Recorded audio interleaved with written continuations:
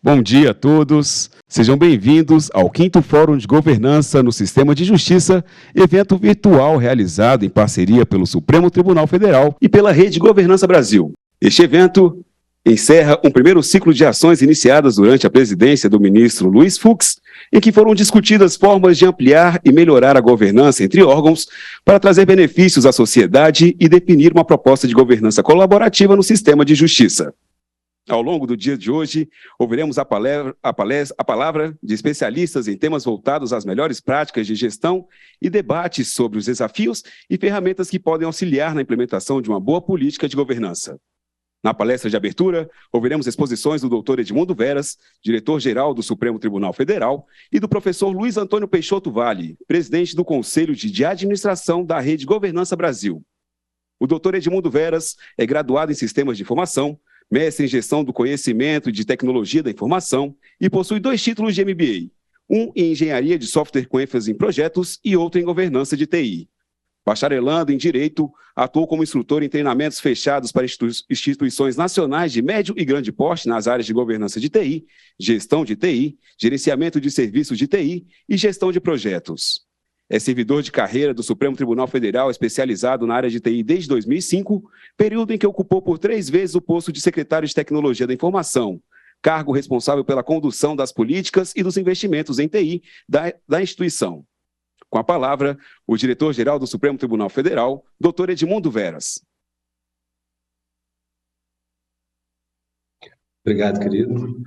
Bom dia a todos. Eu vou começar agradecendo aí ao professor Luiz Antônio por dividir esse início de evento comigo. Agradecer também a disponibilidade do ministro Nardes. Eu não sei se já tem algum representante dele aqui, mas é sempre uma honra ter, né, a possibilidade da participação dele.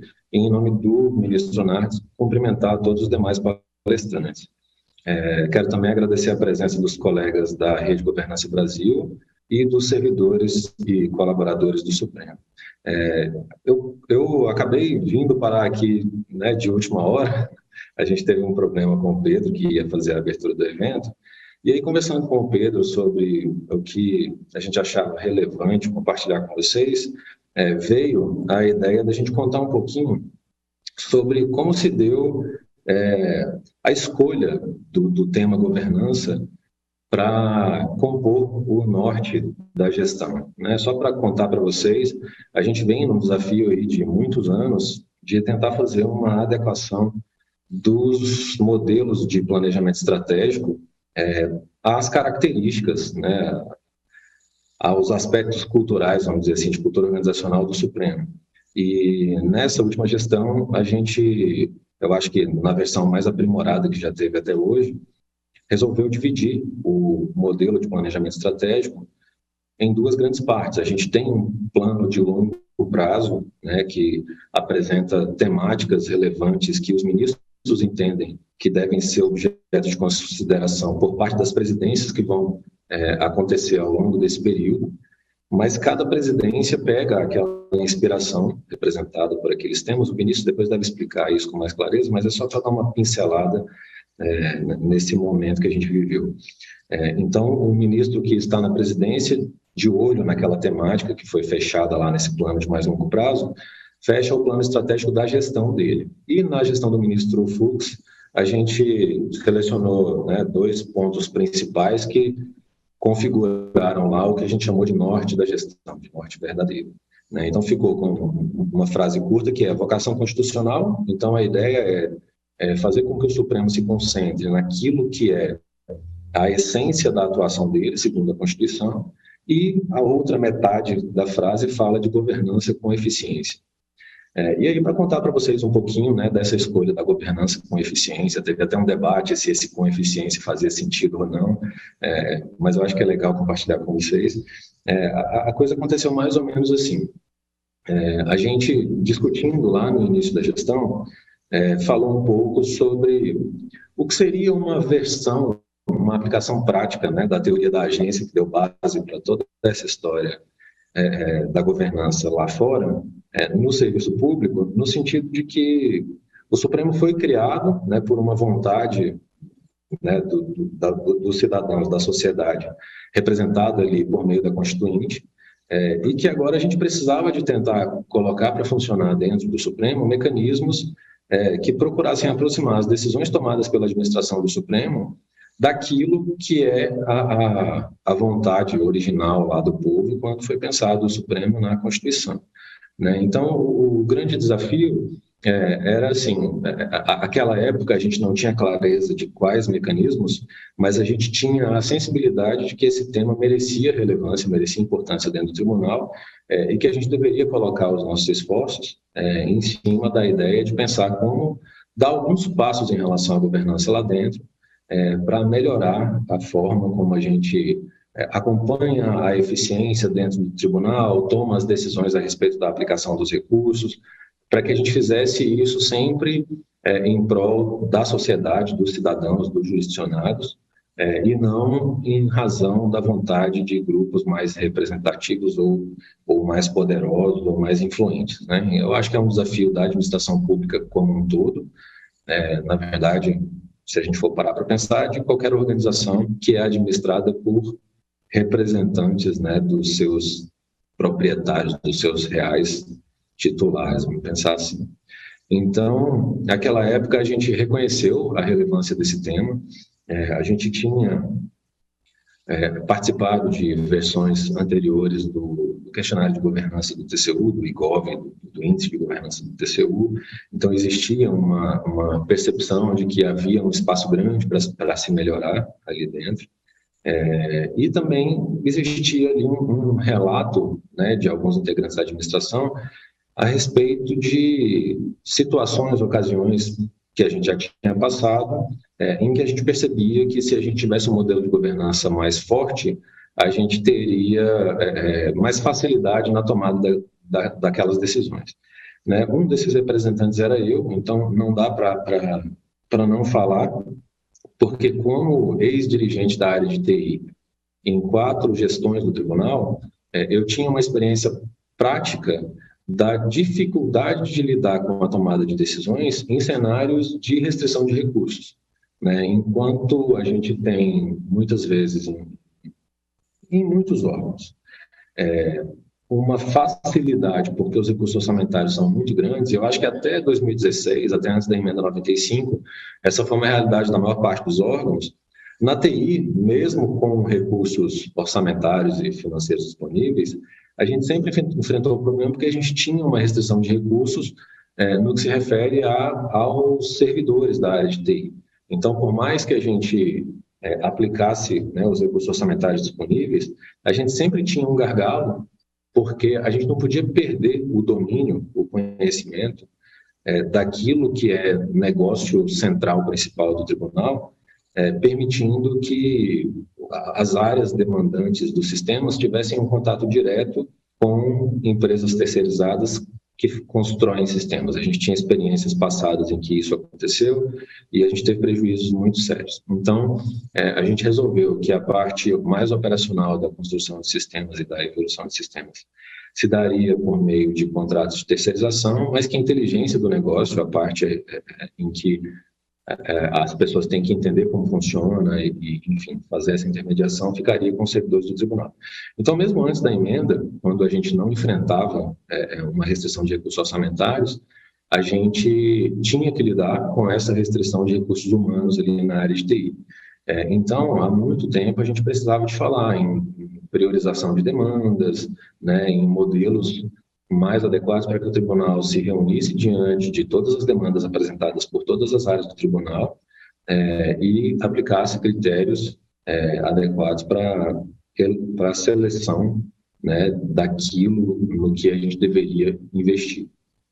Isso para falar só de um tema, né? Tem uma outra parte relevante também, que era um incômodo sobre a ausência dentro do tribunal e de outras organizações pelas quais eu já passei, de mecanismos de prestação de contas a respeito da eficiência.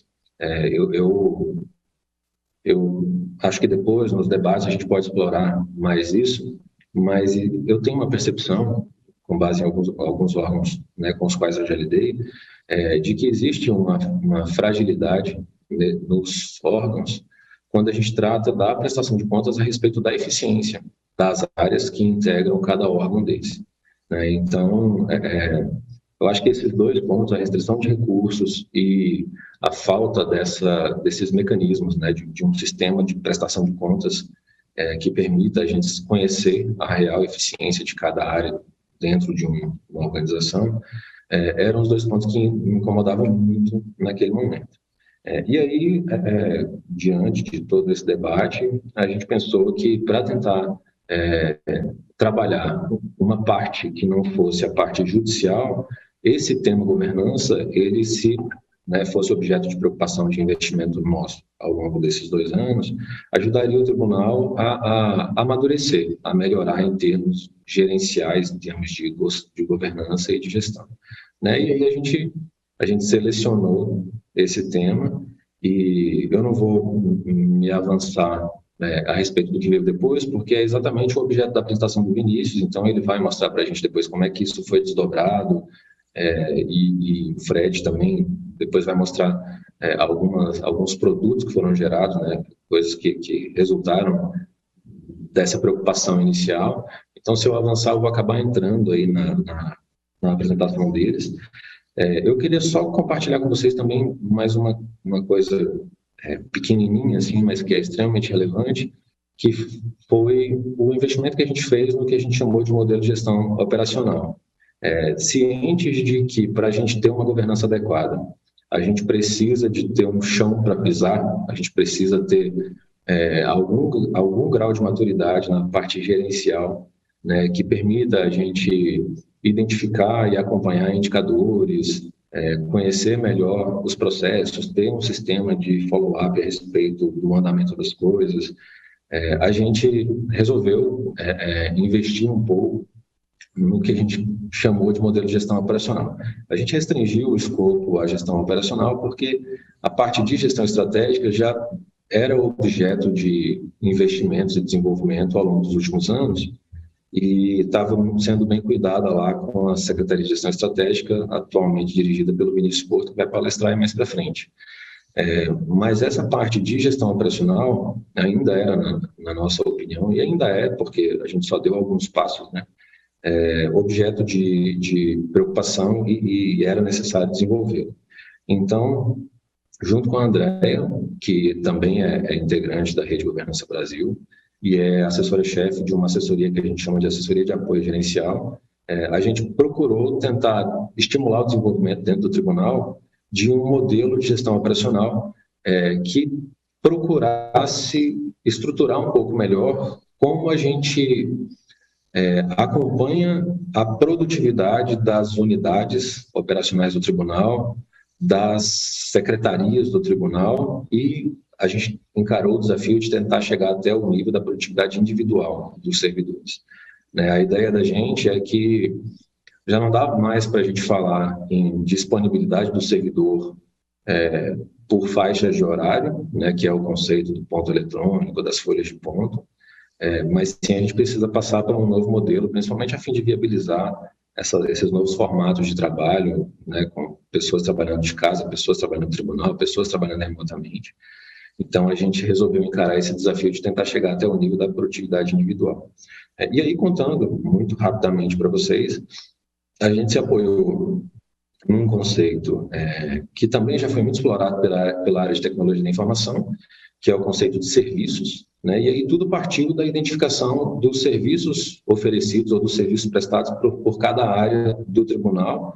E quando a gente começou a rodar o trabalho e a gente chegou nas unidades que pertencem à atividade fim do órgão, a gente percebeu que a gente também precisava atacar, inclusive, os serviços prestados pelo órgão para a sociedade, né? Então, a ideia da gente foi, o primeiro passo é a gente conhecer quais são os serviços prestados pelo tribunal para a sociedade e pelas unidades do tribunal que atuam na área meio, para as outras unidades do tribunal funcionarem e o tribunal poder atingir o objetivo dele.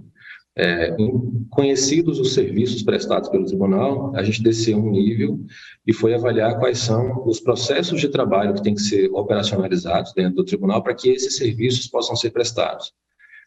Conhecendo os serviços e os processos de trabalho, a gente pôde parar para definir quais são os indicadores que nos permitem saber se os serviços estão sendo bem prestados e se os processos de trabalho estão performando adequadamente para que os serviços possam ser oferecidos aos cidadãos e os serviços das unidades da área meio possam ser prestados às outras unidades do tribunal. Obviamente, a gente construiu uma primeira versão, né, dos documentos que apresentam todo esse arcabouço do serviço e dos processos. Então, não tenho a menor dúvida de que eles precisam de revisão, precisam de sofrer aprimoramentos ao longo do tempo, mas eu acho que pela primeira vez, diferentemente de outras iniciativas de mapeamento de processo que já existiram no tribunal, a gente conseguiu fazer com que as pessoas entendessem por que aquela área existe. Então, teve um período no início das discussões de muita troca entre os titulares das unidades do tribunal e a administração do tribunal, em que a gente pôde fazer um alinhamento a respeito do que se espera de cada unidade. Então, compartilhando com vocês, né, eu pego, por exemplo, o pessoal da área de saúde, da Secretaria de Saúde do tribunal, que é uma unidade claramente da área meio.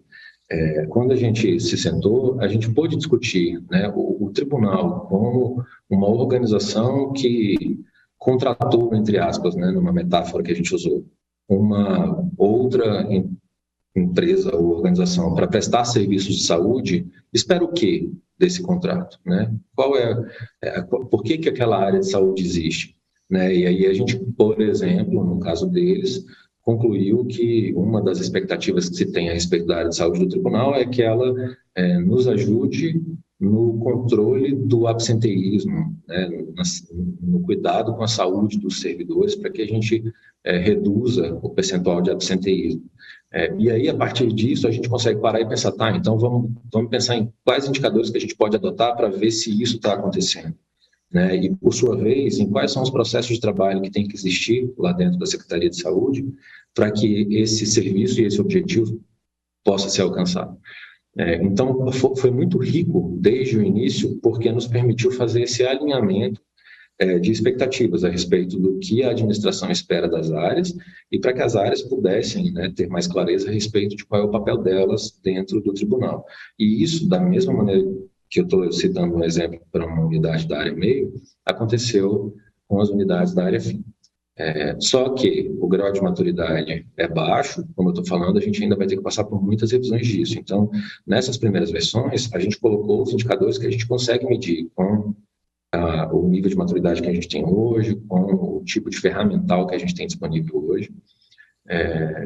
E aí, depois disso, a gente sentou com os secretários das unidades, foram montadas equipes em cada unidade, cada equipe dessa desdobrou os seus processos de trabalho em entradas, entregas intermediárias produzidas por aquele processo de trabalho e saídas do processo de trabalho, e as entregas intermediárias foram o objeto escolhido para a medição da produtividade dos servidores. Então, a ideia da entrega intermediária é um produto gerado por um esforço realizado no curso de um processo de trabalho, pelo esforço de um servidor. De forma que a gente consegue, dentro do objetivo, né, e algumas áreas já estão conseguindo isso, que a gente consiga, dentro de uma unidade, conhecer qual é o papel desempenhado por cada servidor que está ali e, daquele papel, qual é o conjunto de entregas esperado. Né? E, ao final de um período, a gente consiga saber quantas entregas foram produzidas por aquele servidor que desempenha um determinado papel. Né? E aí a gente, entre aspas, endereçou a resolução dessa dificuldade que eu sei que muitos órgãos têm a respeito da produtividade individual dos servidores. Né? E aí a gente está experimentando hoje a substituição da folha de ponto por fichas de produtividade, onde o servidor presta contas a respeito do que foi produzido por ele ao longo de um determinado período. E no nível dos coordenadores e dos titulares de unidade, dos secretários, a prestação de contas pelo horário foi substituída por relatórios de performance da unidade. Então, um coordenador e um secretário, hoje, eles apresentam por meio de um relatório como que a área pela qual eles respondem performou, né? Quais foram os indicadores dos processos e os indicadores dos serviços atingidos naquele período. Né? Então, é toda uma mudança na forma de gerenciamento dentro da instituição, que na verdade é muito mais importante do que ela em si, porque ela só representa um chão para pisar, um chão que depois vai poder ser explorado, né, por diversos outros mecanismos. A gente tende a fazer melhores planejamentos estratégicos nas próximas edições, porque a gente vai ter histórico de indicadores, a gente vai ter indicadores um tanto mais maduros, tanto para os processos quanto para os serviços prestados. Então, no fundo, todo esse esforço, ele foi um esforço de construção de uma base para que esses outros instrumentos de planejamento estratégico, de governança, eles possam evoluir dentro do tribunal com mais facilidade. Então é isso, assim, para colocar esse pano de fundo, para falar um pouco de como a coisa nasceu lá no início, de algo que a gente fez para dar uma base mais estruturada, né, para o desenvolvimento do tema governança e planejamento estratégico. Eu queria dar essa passadinha para vocês. E da minha parte, eu acho que é isso. Obrigado aí pela oportunidade de compartilhar com vocês. Eu devolvo a palavra ao mestre de cerimônias e desejo um bom evento a todos. Convidamos agora para sua exposição o professor Luiz Antônio Peixoto Vale. O professor Luiz Antônio Vale é jornalista e administrador, com pós-graduação em Política e Estratégia pela Universidade Federal Fluminense e pela Associação dos Diplomados da Escola Superior de Guerra. Atuou na área financeira de várias empresas, tendo sido diretor, CEO e auditor financeiro. É membro fundador e presidente do Conselho de Administração da Rede Governança Brasil, Associação Latino-Americana de Governança. Atuou como professor da Fundação Getúlio Vargas nos cursos de MBA durante 13 anos, como professor convidado do Instituto Brasileiro de Mercado de Capitais e ministra aulas e palestras também na área de inteligência e geopolítica. Professor Luiz Antônio, o senhor tem a palavra.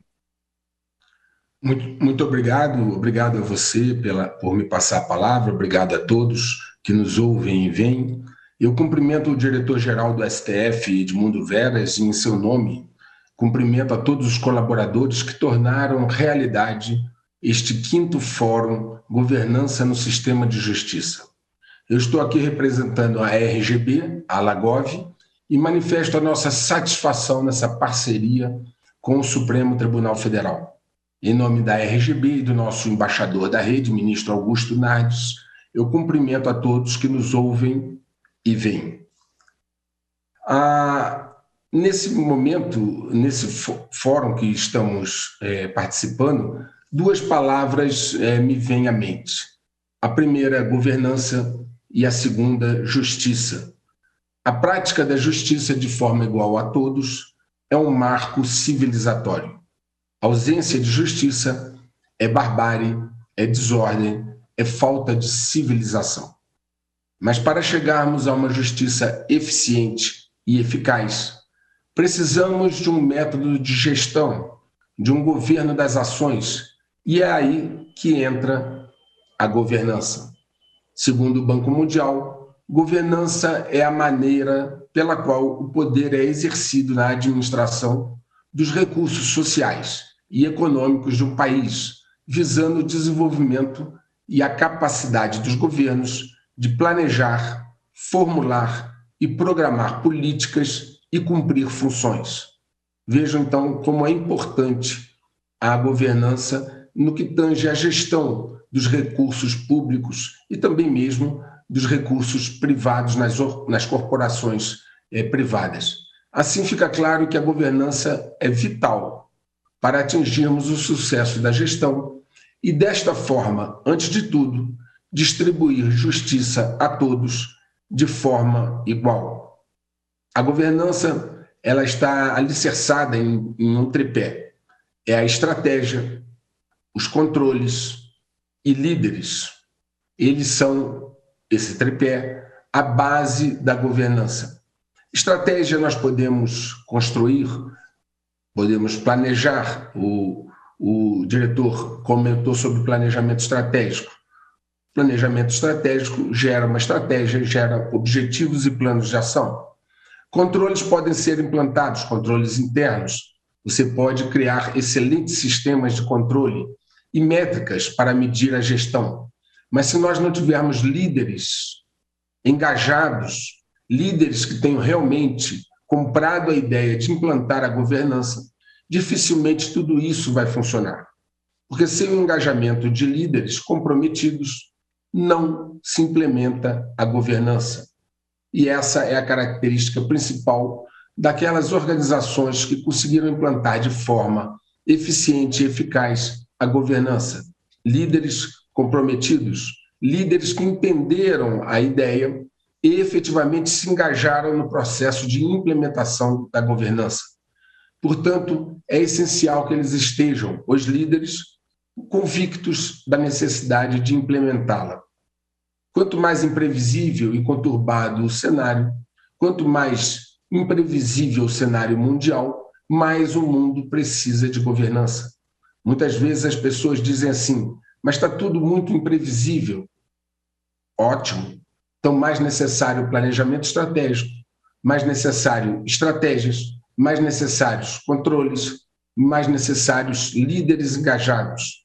Nós vivemos num mundo conflituoso, num momento de transformação, onde aquele mundo unipolar já está se desfazendo, indo para um mundo multipolar, onde nós agora vemos a globalização, como Larry Fink, presidente do BlackRock, bem colocou, o fim da globalização, como nós a vimos nas últimas 3 décadas, e no mundo em transformação.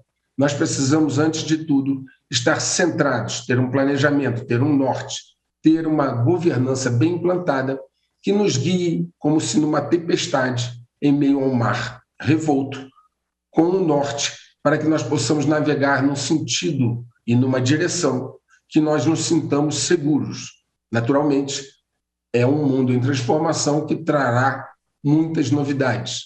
Há 3 anos atrás, ninguém teria comentado sobre uma crise global na área de saúde. Há apenas 10 meses atrás, poucos teriam entendido que haveria um conflito como o que está ocorrendo na Ucrânia, o que está levando a um confronto entre a OTAN e a Rússia, está levando a um colapso das supply chains, das linhas de suprimentos, está causando também, entre outros motivos, uma inflação exacerbada na Europa em função da crise energética e também nos Estados Unidos, uma inflação que já ultrapassou a 9% anualizada. Isso leva-nos a ver que uma situação conturbada é imprevisível, mais importante, então, é nós prevenirmos. E a prevenção vem através do sistema de governança bem implantado, bem gerenciado e bem aplicado. Não há como mudar aquilo que está acontecendo no mundo. O mundo está em transformação e esse processo é irreversível. Estamos vendo, inclusive, algumas pautas que nos são caras, né, como o uso da energia renovável, tendo retrocesso. A China, em dezembro, inaugurou uma das suas maiores usinas de carvão. Na Europa, face à crise energética, estamos vendo também a Europa voltar a recorrer a fontes de energia como carvão e energia nuclear, uma vez que a crise lá é muito profunda. Essa situação, claro, desembocará num novo cenário, um mundo provavelmente multipolar, com diversos fóruns de decisão, onde o Brasil vai precisar, então, se colocar e ter uma posição mais firme e, ao mesmo tempo, mais definida. Vivemos em um mundo, na verdade, carente de governança e de justiça. E esse fórum, este 5º fórum, pode dar uma grande contribuição para a implantação da governança no sistema de justiça. E, por isso, eu estou aqui e, em nome da RGB e do nosso embaixador, ministro Nardes, cumprimento a todos, desejando que tenhamos pleno êxito nesta tarefa. Muito obrigado.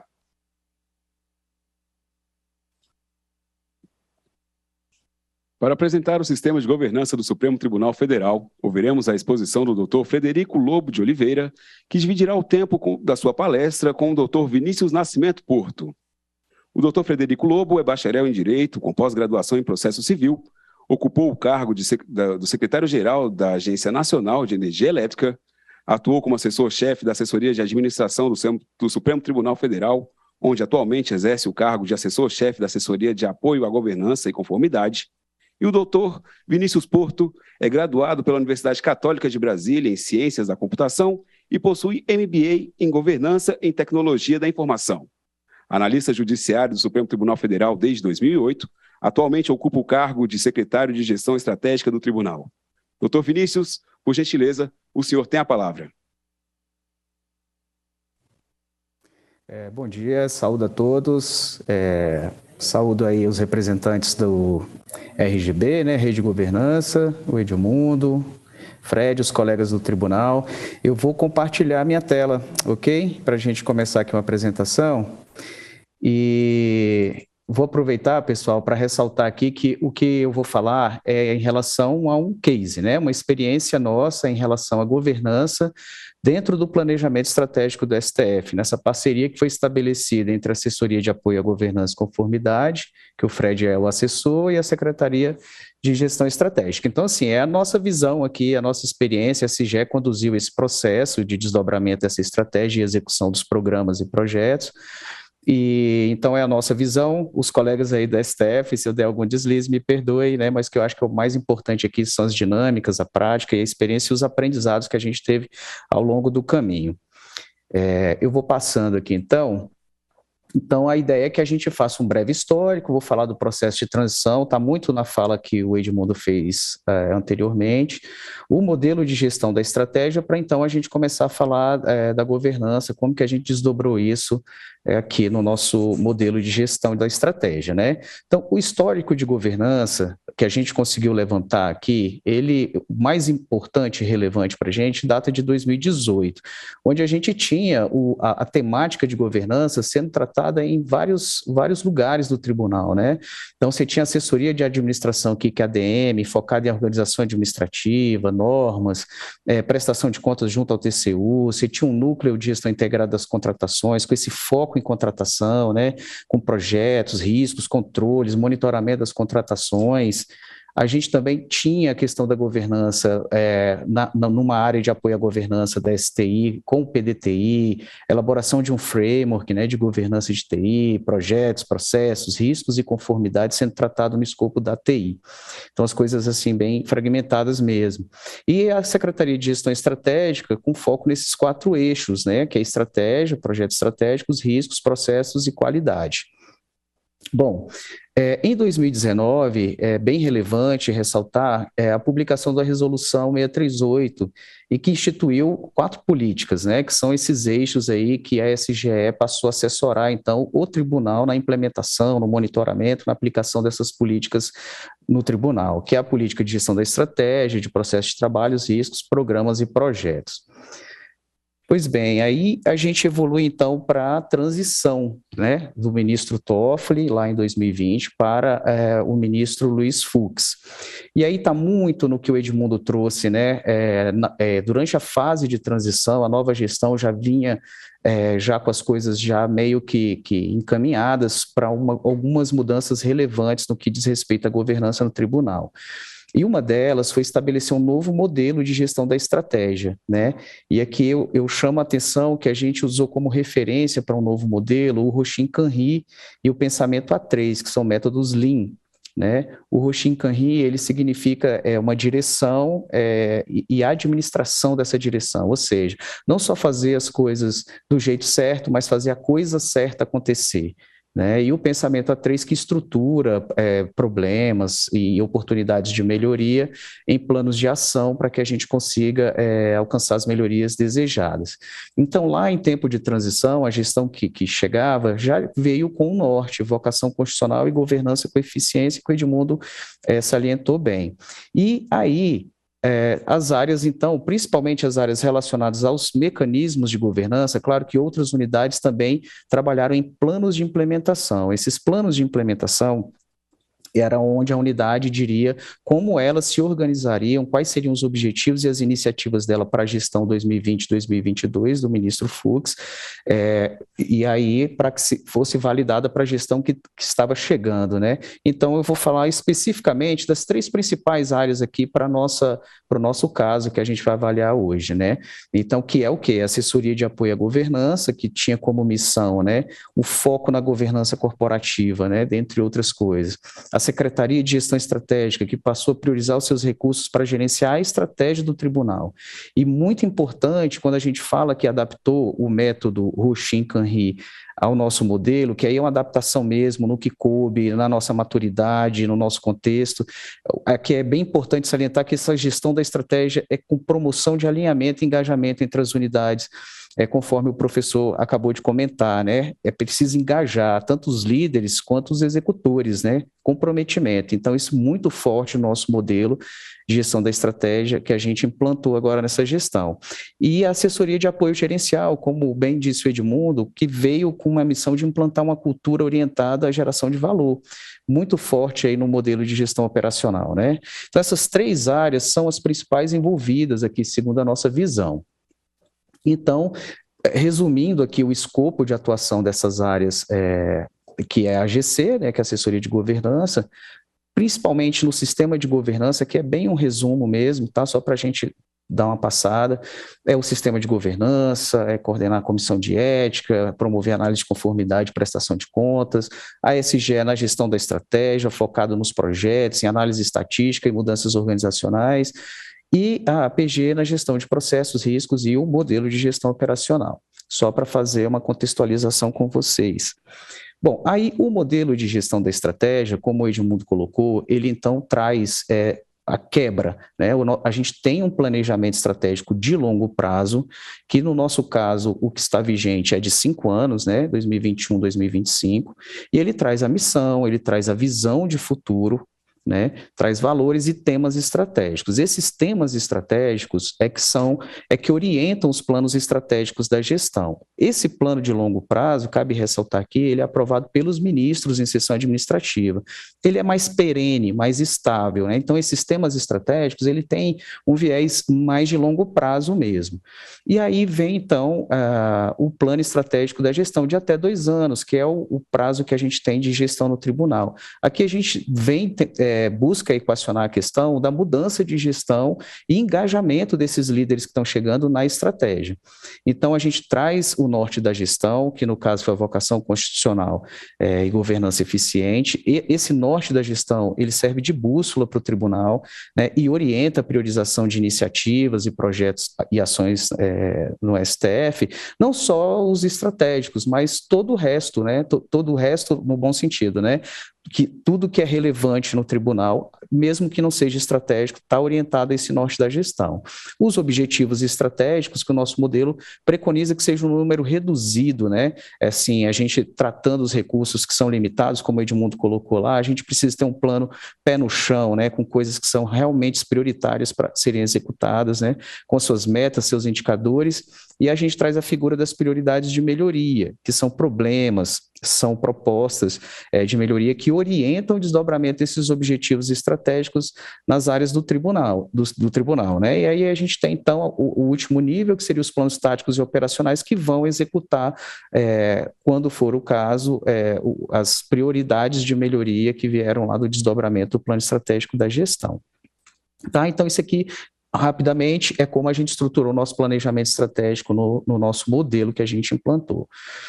Tá, o planejamento estratégico de longo prazo, 21, 25, um plano de todos, ele traz a visão de futuro, que atualmente é corte preponderantemente constitucional, 100% digital, com prestação jurisdicional eficiente e alinhamento entre inteligência humana e artificial. Essa é a nossa visão de futuro e que alinha os planos estratégicos da gestão. Os temas, como eu tinha dito, são temas prioritários, que agrupam esses objetivos estratégicos da gestão, né? E eles orientam aí o alcance da visão de futuro. Cada gestão seleciona o tema que lhe é prioritário para aquela gestão. Então, na gestão do ministro Fux, dentre os 9 temas estratégicos elencados no plano de longo prazo, 4 foram selecionados: prestação jurisdicional, serviços prestados aos cidadãos jurisdicionados, Agenda ONU 2030 e governança e gestão organizacional, que é a nossa pauta aqui. Bom, esse tema, lá no nosso plano de longo prazo, a gente traz, além de uma explicação completa do que se espera em relação a esse tema, a gente também traz exemplos de melhorias aplicáveis para ajudar cada gestão que chega entender o que é aquele tema e como aplicá-lo no seu plano estratégico da gestão. Então, a gente tem aí, aperfeiçoar as estruturas e os normativos de governança. Isso ficou bem forte nessa gestão agora, como a gente vai ver logo mais à frente. Né? Iniciativas voltadas à disseminação da estratégia e aperfeiçoamento do monitoramento do plano estratégico, a gente está investindo muito nisso também. Gestão eficiente do portfólio de projetos e gestão por resultados, expansão do trabalho remoto, né? Tudo isso aqui a gente percebe bem, quem está aqui participando, os colaboradores do STF, veem bem aqui o que está acontecendo hoje. Bom, e o plano estratégico da gestão 2022, então, trouxe um conjunto de 4 objetivos e suas respectivas metas, e aqui eu chamo a atenção, esse que está com a cor diferente, para o objetivo que a gente vai tratar aqui agora, que é aprimorar a governança e a gestão organizacional. Ou seja, a gente subir do nível intermediário para o avançado no IGG do TCU. Foi o que a gente planejou lá em 2020, né, no plano estratégico da gestão, considerar o IGG como um indicador estratégico. Bom, a gente tem uma ferramenta no nosso modelo, quando a gente fala de alinhamento, de engajamento e de disseminação da estratégia, que é o que preconiza o Roshin Kanri, que é onde a gente bebe, né, a nossa referência, ele traz aqui a matriz X, que traz o alinhamento entre os planos de longo prazo e os planos estratégicos das gestões, né, relacionando temas, objetivos, metas e prioridades. Passando rapidamente para vocês entenderem, a gente tem aqui nessa primeira coluna azul os temas estratégicos do plano de longo prazo. E aqui a gente tem o tema 4, que é governança e gestão organizacional, que tem uma correlação com o objetivo de aprimorar a governança. A gente precisa virar um pouquinho aí a cabeça para ler, né? E a gente tem, então, a prioridade de melhoria, que é o que orienta o desdobramento nas áreas, né, por meio do A3, que também vou apresentar para vocês logo mais, a ferramenta A3. Então, a gente tem que aprimorar o modelo de governança. E a gente tem a meta aqui, que é subir para o nível do intermediário para o avançado no IGG. E tem as áreas que participam disso principalmente, né? Então, a gente tem a Secretaria de TI, de Orçamento e Contratos, a gente tem a de Gestão de Pessoas, a gente tem a Secretaria de Gestão Estratégica, né? A Assessoria de Governança e de Apoio Gerencial aqui, que tem uma relação mais forte, outras uma relação mais fraca. Então, isso aqui é uma forma da gente comunicar o alinhamento entre os planos, objetivos, metas e responsáveis, o que é muito importante aqui no nosso plano, né? Então, dando continuidade aqui, essa foi a matriz X, e aí a gente parte, então, a partir das prioridades de melhoria, para o desdobramento da estratégia por meio daquelas prioridades de melhoria que foram definidas lá no plano estratégico da gestão, né? Vou passar também rapidamente com vocês aqui na ferramenta. O A3 ele é dividido em 2 páginas, né? Aqui do lado esquerdo, a gente trata da prioridade de melhoria, o assunto que a gente vai tratar, ou seja, a proposta, uma oportunidade de melhoria, um problema estratégico, vou dizer assim, né? Então, a gente começa aqui com contexto, né? Onde que a gente, por que a gente está falando disso? Qual é o contexto em relação a esse assunto, aprimorar o sistema de governança? Né? Então, a gente tem o norte verdadeiro, que é o norte da gestão, a gente tem o IGG 2021, que seria medido em 2021, aqui a gente está falando de 2020, que foi quando foi elaborado esse A3. Aqui a gente tem uma nova estrutura organizacional, como eu coloquei para vocês, né? Assessoria de administração, tendo mais foco em governança, agora explicitamente tratando governança, né? A SGE focando em estratégia e projetos, a assessoria de apoio gerencial aqui focada em processos, riscos e no próprio modelo de gestão operacional. E aí a gente tem a situação atual, onde a gente levanta onde a gente está hoje, quais são os nossos gaps, né? Quais são os problemas, o que a gente está sentindo que não está bom. Então, a gente vai levantando essa situação atual, a gente define objetivos, o que se espera alcançar em relação a essa prioridade de melhoria, né? Onde a gente quer chegar. E aí a gente pega aqueles gaps da situação atual aqui na análise e começa a identificar as causas raízes. Isso pode ser feito por meio de árvore, por Ishikawa, os 5 porquês, né? Então, assim, tem várias ferramentas que a gente pode aplicar aqui na análise. Bom, a partir das causas raízes, a gente então tem as contramedidas, que são propostas para que a gente possa atacar aquelas causas, né? Então, a gente foi levantando as propostas aqui para cada causa que foi levantada ali na análise, né? na sessão de análise aqui do A3, e a gente sai com um plano de ação, ou seja, o que eu vou fazer para implementar essa proposta, né? Quais são as ações que eu vou executar para implementar essas propostas, a gente sai então com um plano de ação. Por fim, a gente tem um acompanhamento. Como que eu vou acompanhar? Que seria outra coisa que o Ruchin traz junto com o A3, é a questão da gente incorporar o PDCA. Como que eu vou fazer o acompanhamento? Não basta planejar, não basta desdobrar, executar, eu tenho que ficar checando se aquilo que a gente planejou faz sentido, e se não, a gente fazer os ajustes quando necessário. Além disso, gerenciar os riscos que a gente identificou em relação a esses objetivos propostos, a essas contramedidas, essas ações, né? Então, essa parte de acompanhamento trata disso. E muito, muito importante em relação aos responsáveis, ou seja, que a gente chama aqui, são os papéis que a gente traz para o nosso modelo, que é o papel de líder, né, que é o representante daquela área que tem maior afinidade com esse assunto. Então, se a gente está falando de sistema ou modelo de governança, a área que tem maior afinidade é a área do Frederico, né, que é a AGC. Então, ele passa a ser o líder desse A3, né?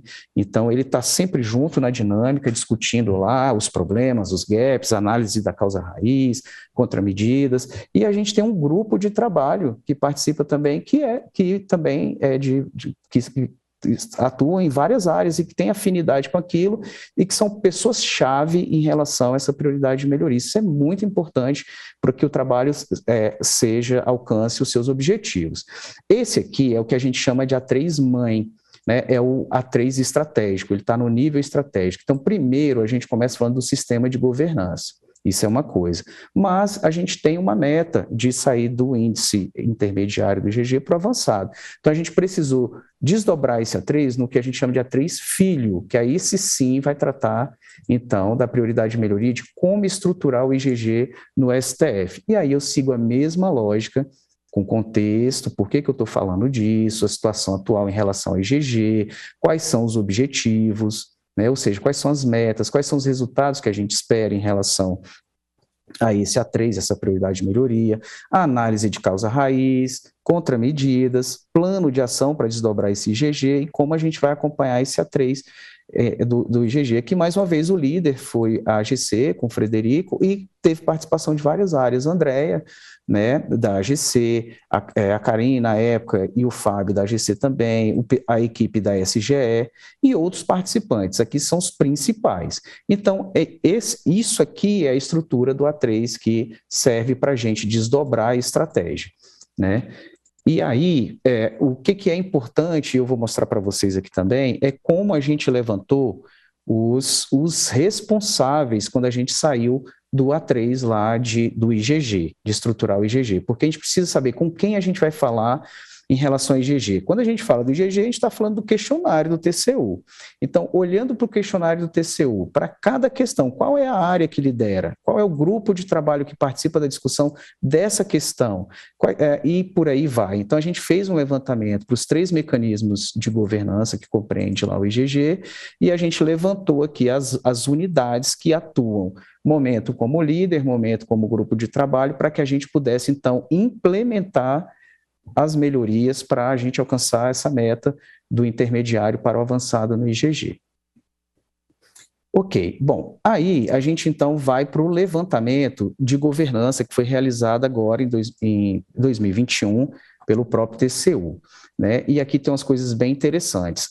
Esse levantamento de governança que foi conduzido pela AGC à época, ele fez uma avaliação interativa com aquelas áreas lá que eu mostrei para vocês na planilha, naquele levantamento de liderança e grupo de trabalho.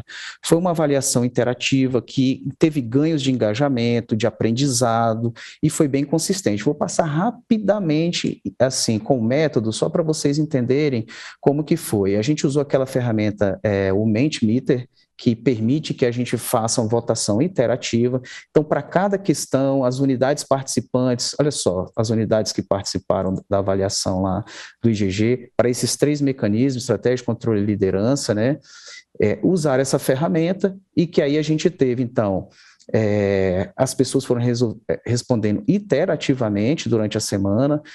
A gente foi definindo os papéis, tem muito a ver com aquela planilha que eu apresentei para vocês, quem que representa, quem que é o líder, qual é o papel da GC nessa avaliação. Então, a gente teve aqui as etapas, né, de conhecimento inicial, aprofundamento guiado, avaliação final, e aí a gente teve, foi disponibilizado um glossário, esclarecimentos iniciais com os principais conceitos lá do questionário TCU, a gente rodou uma avaliação inicial, depois a gente foi aprofundando com o grupo as respostas para ir alinhando, a gente buscou a visão do líder e fez uma avaliação final depois, após o processo. Isso aqui, pessoal, resolveu uma questão que acontecia nas avaliações anteriores, que era cada área responderia aquela questão de um jeito diferente. Desse jeito, em 14 reuniões, o grupo de trabalho e as pessoas que foram alocadas representando suas unidades chegavam a um consenso. Isso foi muito bacana, porque a gente foi aprendendo junto, com o glossário, com a condução da GC, isso funcionou muito bem e a gente conseguiu sair do outro lado com a avaliação. Então, por exemplo, a organização presta contas, olha só como a gente tem divergência aqui, né? Aí, a última votação, você tem uma primeira votação, na última muda completamente, né? Por quê? Porque há discussão, cada um põe o seu ponto de vista, a gente começa com a divergência e evolui para uma convergência. Então, foi isso, foi uma experiência bem bacana, eu ressalto aqui porque realmente eu acho que foi um caso de sucesso para o tribunal, a forma como foi conduzido o levantamento do IGG lá em maio de 2021. E esse levantamento, ele foi revisado, obviamente, pela alta administração antes de encaminharmos para o TCU, né? Então, não foi só o grupo lá que participou que deu a resposta final, isso passou pela alta administração também. E esse processo saiu, então, com melhorias sugeridas pelos participantes dessa dinâmica de caminhos para a governança, em que cada melhoria que foi apresentada ao longo do processo, para cada mecanismo, foi, então, elencada aqui. Por que isso é importante? Porque quando a gente for para o desdobramento nas áreas, a gente já tem um rol de medidas sugeridas para a melhoria do índice de governança. Então, foi mais um gol, vou dizer assim, desse processo. Bom, então, ainda em relação ao levantamento de governança de 2021, a gente foi, então, para os planos de ação, assim que o TCU deu o resultado oficial do nosso índice de governança. A gente procurou, lá na dinâmica, ser bem honesto com a resposta. Então, assim, a gente sempre buscou evidências, né? Ou seja, nada era respondido sem evidência, e isso, então, a gente saiu com uma nota.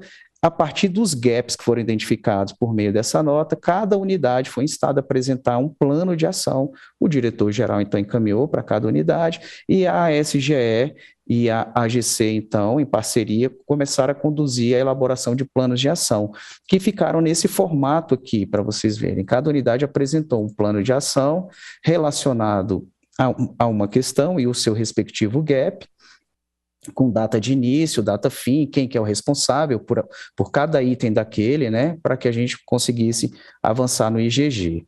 Bom, depois desses planos de ação encaminhados, então, a gente tem uma visão aqui do desdobramento, como ficou. Né? Como eu falei, o A3 ele se desdobra em 3 níveis, no estratégico, no tático e no operacional. No estratégico, a gente teve o A3 mãe, que era a prioridade de melhoria, aprimorar o sistema de governança, no tático, estruturar o IGG no STF, e o operacional são os planos de ação. O nosso modelo, quando não é o caso de um A3, a gente pode partir direto para o plano de ação sem ter que seguir todas aquelas etapas do A3, que foi o caso. A gente tinha bem definido por meio do questionário o que precisaria ser feito para a gente avançar. Bom, bacana. A partir desses planos de ação, então, a gente estrutura um programa que a gente chamou de aprimorar a governança e gestão organizacional. E aí eu vou mostrar para vocês como que a gente vem trabalhando aqui no tribunal com essa questão Opa, peraí que eu estou apanhando aqui desse negócio.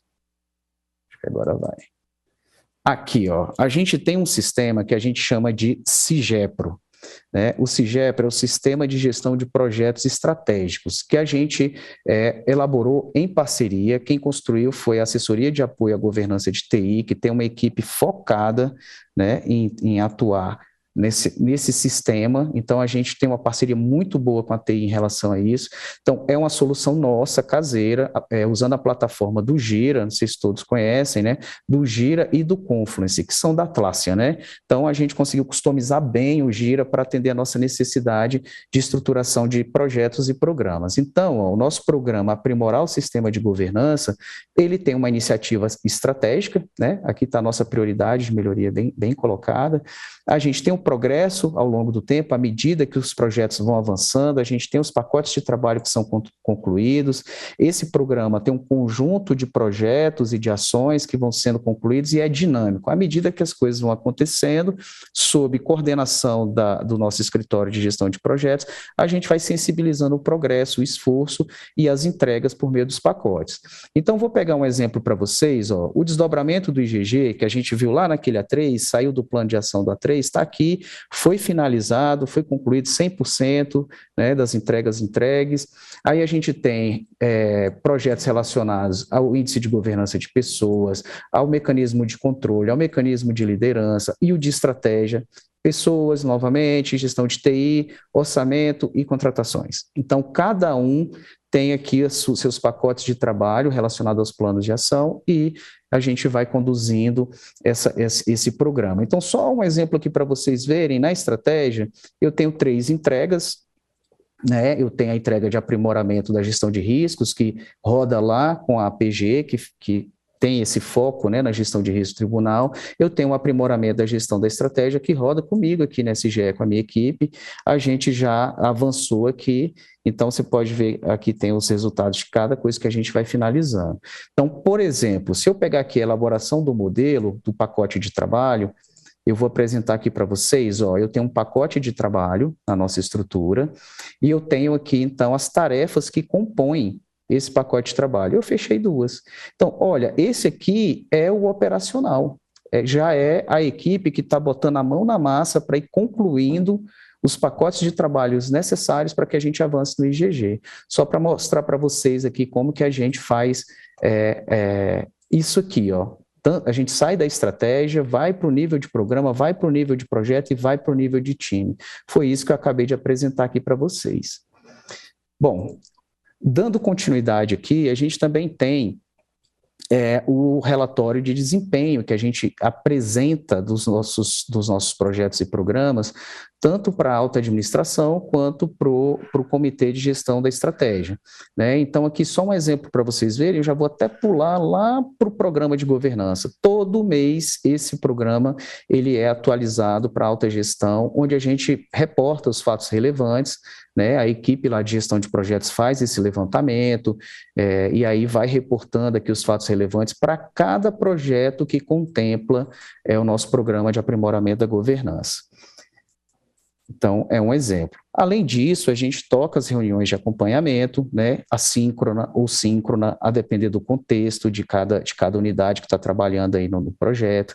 A gente rodou também uma pesquisa de satisfação especificamente em relação a esse programa de governança, e aqui, muito legal, a gente obteve aqui, ó, 87%, bem aqui, né, de como é avaliado o gerenciamento de projetos, né, para esse programa de governança, a gente tem 87% que consideram muito importante ou importante, né, e aqui a gente percebe a participação em massa do representante e também do grupo de trabalho, aqueles lá que eu comentei no A3, ou seja, é o desdobramento chegando até os integrantes do time lá na operação da implementação da estratégia. A gente tem as reuniões de avaliação da estratégia, onde a gente apresenta aquele relatório, apresenta os indicadores, o que deu certo, o que não está dando certo, o que precisa ser revisado. E, por fim, a gente também tem um painel de indicadores que a gente disponibiliza para o tribunal, onde a gente está atualizando aqui mês a mês, né, aqui o nosso índice integrado de governança, né, onde a gente atualiza também dinamicamente isso aqui mês a mês para comunicar para o tribunal a evolução de cada indicador estratégico que a gente trata. E, bom, pessoal, da minha parte, eu vou trazer para finalizar aqui quais foram os desafios dessa experiência, né, da gente rodar esse programa de ponta a ponta, desde a definição do norte, passando pelos objetivos estratégicos, pela meta, o desdobramento por meio do A3, chegar no programa, né, então a gente precisou se adaptar aos contextos de cada unidade, maturidade de cada unidade. Tem coisas que faziam mais sentido a gente fazer uma reunião de acompanhamento assíncrona do que síncrona. Isso é feito mensalmente, né, pelas gerentes de projeto da equipe. A gente teve questões que a gente teve que equacionar em relação ao conflito de responsabilidades, porque é algo muito transversal, né? A gente fala de governança, perpassa várias unidades, né? A gente também precisou buscar alinhamento em relação ao questionário do TCU, porque nem todo mundo que participou na execução desse programa, participou lá daquele levantamento interativo em que a gente teve um bom alinhamento, né, do que o questionário do TCU queria trazer. O próprio IGG, como indicador estratégico, trouxe para a gente também vários questionamentos, já que a gente não tem controle sobre ele, né, então a gente elaborou uma proposta para revisar o plano estratégico, a gente tem um indicador mais relacionado ao programa e mantendo o IGG como um indicador de saúde de governança do tribunal, né, um indicador relevante aqui institucional para a gente, e a necessidade da equipe ter a visão do todo, quem está gerenciando os projetos, coordenando esses projetos, então a gente precisou investir muito nisso. O engajamento das unidades, como o próprio professor ressaltou, da rede de governança, né? A gente precisa de líderes e também das áreas que estão tocando engajados, e comunicação. Comunicação é tudo para que as coisas aconteçam, e a gente está investindo muito nisso, e aquela enquete que a gente gerou lá, com 87% disse que muito importante a gestão de projetos para esse programa. A gente recebeu vários feedbacks que a gente vai aprimorar, principalmente a comunicação ao longo do tempo aí, que a gente ainda tem muito chão para rodar em relação a esse programa. Bom, da minha parte seria isso. Eu deixo à disposição aqui o nosso e-mail, que é sge@stfjuizbr. Se alguém tiver interesse de mais detalhes, quiser saber algo mais especificamente em relação ao modelo, ao próprio programa, né, fiquem à vontade, entre em contato com a gente, tá? Pode me procurar e a gente faz uma conversa mais detalhada aí. Bom, eu vou passar a palavra agora para o Frederico Lobo, da GC, que deve falar aí do sistema de governança do STF. Obrigado, pessoal. Bom dia a todos.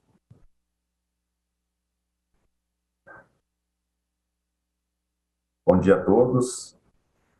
Deixa eu carregar aqui a apresentação. Dando continuidade aí ao que o Vinícius falou, eu agradeço, né, o convite para estar participando desse quinto fórum, né, esse convênio que foi firmado com a rede de governança, ele agrega mais valor ainda às medidas que nós temos realizadas aqui no Supremo em relação ao assunto. E como a gente está aí com um tempo avançado, eu vou passar mais rapidamente aqui na minha apresentação. Então, eu vou falar um pouco mais detalhado do que foi feito, né, em relação ao sistema de governança. O Vinícius apresentou, né, toda a origem, lá quando foi idealizado, né, a questão de implementar a governança aqui no Supremo Tribunal Federal, e com a vocação constitucional, né, e governança com eficiência, que foi eleito o tema dessa gestão do ministro Fux, né? Então a gente passou a ter esse assunto como um dos assuntos principais, e aí ocorreu todo o desdobramento, né, que a gente viu aí com a palavra do Dr. Edmundo, agora com o Vinícius, e resultou aqui em uma série de ações que eu vou passar aqui aos poucos. Uma delas foi a nova estrutura, né? Então, com a criação aqui da Assessoria de Apoio à Governança e Conformidade, que nasceu da antiga Assessoria de Administração e trouxe o tema governança no próprio nome, né? Então, com o objetivo de auxiliar aí e dar suporte à alta administração na coordenação desse tema, né? Além disso, a missão da gente refletir, né, o que as instituições públicas preconizadas pelo TCU, o modelo, né, usado para essas instituições. Então, onde a gente passa aqui a avaliar, dirigir, monitorar, e a gestão planeja, executa e controla. Então, falando um pouco da necessidade de normatizar o sistema de governança organizacional, foi publicada a Resolução 755, em 2021. Nessa resolução, foram trazidos os conceitos, né, os mecanismos de liderança, estratégia, controle, a ser postos em práticas, as práticas a ser adotadas para cada um desses mecanismos, a estrutura, a definição da estrutura, de forma que você possa realmente consolidar, né, as instâncias e as ações estruturantes. Digo aqui, a gente colocou na estrutura do sistema de governança a alta administração. Apesar da alta administração não ser uma instância decisória, ela é um conjunto de gestores, né, que integram um nível estratégico. Então, ela é formada pelo presidente, pelo diretor-geral, pelo secretário-geral e pelo chefe de gabinete. Mas não é uma instância decisória, né? Como a gente vai ver aqui, as outras instâncias são instâncias decisórias ou de apoio, né, ou de auxílio a instâncias decisórias. Então, no SIGOV, que é o Sistema de Governança, a estrutura ficou definida, como já foi dito, é o Tribunal Pleno Administrativo, né, que é o colegiado, né, dos 11 ministros em sessões administrativas, e o Comitê Executivo Superior. Eles formam as instâncias superiores de governança. O Comitê Executivo Superior é formado pelo diretor-geral, secretário-geral e chefe de gabinete. E no sistema também foi previsto a criação de instâncias de apoio à governança. Essas instâncias de apoio à governança são o Comitê de Governança Organizacional, né, o Comitê de Gestão Estratégica, o Comitê de Riscos, a Auditoria Interna e a Central do Cidadão.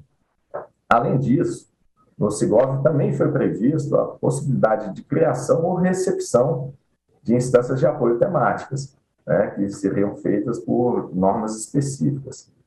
Aqui a gente tem um exemplo do modelo de governança, né, que foi criado, onde a gente percebe aqui tem as instâncias superiores, as instâncias de apoio, a alta administração, né, o Conselho Executivo Superior, aqui, que é formado pelo presidente, secretário, chefe de gabinete e diretor-geral, e depois você tem aqui a interseção com a gestão. Então, a parte da governança foi a interseção com a parte da gestão.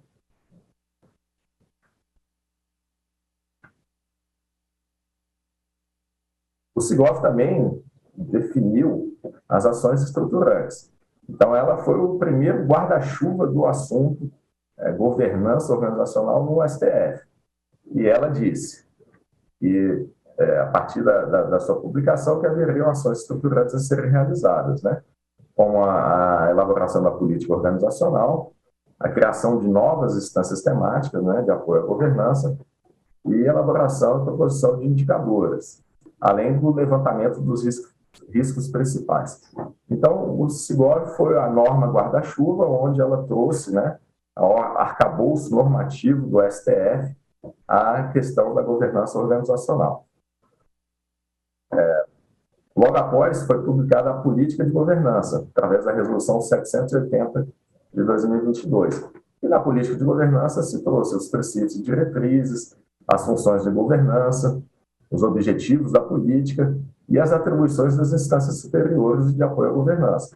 Então, a gente percebe que a política de governança ela veio a detalhar o que estava previsto de forma genérica lá no próprio normativo que implantou o sistema de governança. Então, a gente vê aqui, tem as instâncias de apoio, né, que analisa, estuda, avalia cenários, riscos, encaminha o Comitê Executivo Superior, que em muitos casos ele delibera, mas em outros ele apenas analisa e submete à aprovação do presidente ou do plenário, né?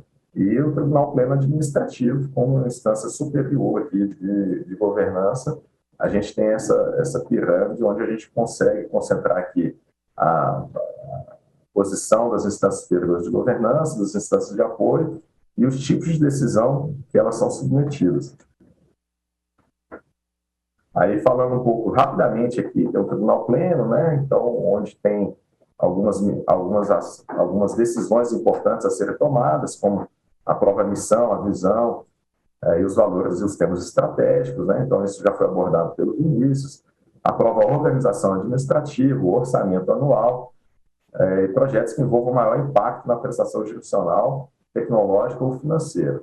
Tem um Comitê Executivo Superior, que também tem uma série de competências, né? Todas essas competências estão definidas aqui na política, então não vou passar cada uma delas, mas, assim, só para dar um exemplo, ela é o Comitê Executivo Superior que propõe os planos estratégicos, né? Tanto de longo prazo quanto o plano estratégico da gestão. Um será deliberado pelo Tribunal Pleno e o outro pelo presidente. Dando continuidade, na política também definiu-se as instâncias, né, de apoio.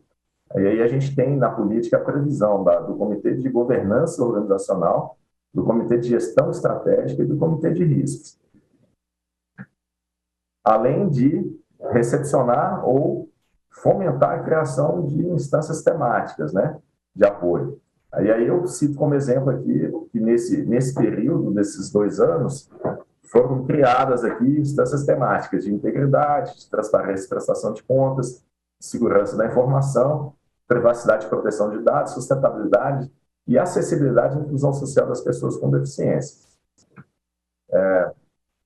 Só para dar alguns exemplos, né? Então, no assunto integridade, foi aprovado o programa de integridade, um plano de integridade e também criado o Comitê de Gestão da Integridade.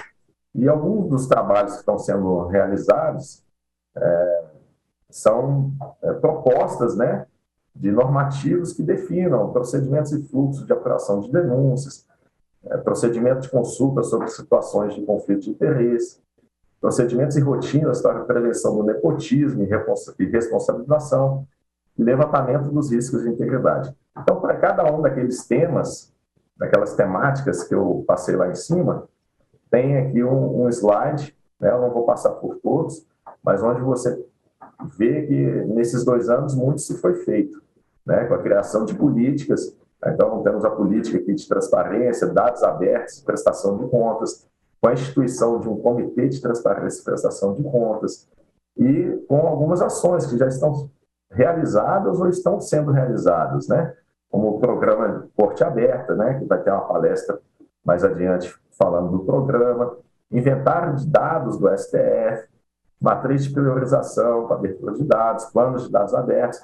Todas essas são ações que ou já foram feitas ou estão sendo realizadas, né? Aí seguimos aqui para a temática de proteção de dados, onde foi criada a política de privacidade e de proteção de dados pessoais e implementado o instituído Comitê Executivo de Proteção de Dados, né? Também com uma série de ações aqui que a gente pode perceber, como definição de agentes de tratamento de dados, na STF, responsabilidades, levantamento do inventário de dados pessoais, implementação de medidas técnicas e administrativas de segurança e proteção de dados pessoais contra acessos não autorizados.